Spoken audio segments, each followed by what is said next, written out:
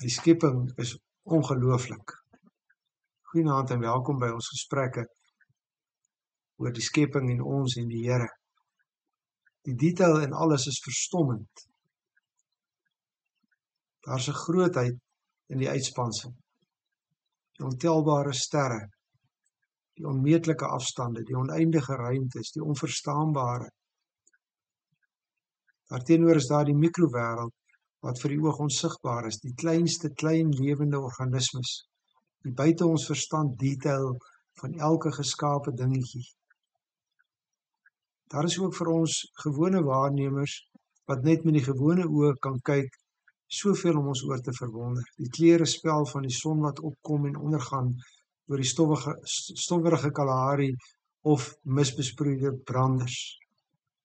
Die duidelik afgebakende seisoene wat ons in Potchefstroom so duidelik beleef, van die dorheid en die vaalheid van Julie en Augustus, waar 'n mens soms begin twyfel of enige iets weer groen sou kon word, tot helder groen somerdae, waar jou oë amper seer word van die verskillende skakerings van groen. Dink aan die wonderlike nuwe lewe in die lente en die kleurepragt in die herfs. Ons sal kon opnoem die wonderlike voorlewe, die wonder van die mens en sy menswees, die feit dat die kleinste insek, selfs 'n muskiet of 'n muggie wat ons soms so maklik doodslaan, 'n oog en 'n poot het, en dat in hom, so klein as wat hy is, daar lewe is, wat homself aan die gang hou. Daar is die dinge rondom ons. God het alles gemaak en God hou alles in stand. Dit bly baie duidelik die doel van God met sy skepping, dat alles gemaak word, nie net om ons vreugde te gee nie, maar om hom te loof. Hy het die skepping goed gemaak. Hy het hom op die 7de dag verlustig in sy skepping. Hy beheer sy skepping, gebruik sy skepping. Dis die trots van sy handewerk.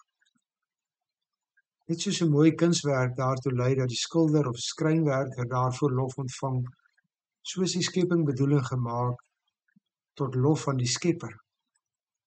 Net soos wat 'n sportspan na 'n pragtwedstryd geloof word, net so is die wonder van die instandhouding van die Here op sy skepping iets waaroor ons die Here kan en moet loof.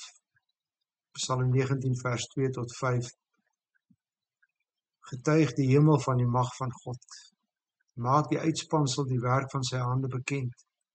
Die een dag gee die berig aan die ander deur, en die een nag deel die kennis aan die volgende mee. Sonder spraak en sonder woorde, onhoorbaar is hulle stem. Tog gaan daar 'n boodskap uit oor die hele wêreld, en hulle taal bereik die uithoeke van die aarde. Psalm 19 vers 2 tot 5. Selfs al sou mense dit swyg, roep die klippe dit uit. Besing die voëls van die hemel dit in 'n koor, prys die son en die maan en die sterre die Here. Die lofsang kom voort vanaf die begin van die aarde, vanuit elke skepsel soos hy geskape is. Dit kom ook vanuit hoe die Here die skepping onderhou en regeer. Dit besing God as lewegewer. Dit besing God in sy almag. Dit besing God in sy ondeurgrondelikheid. So kan ons aangaan.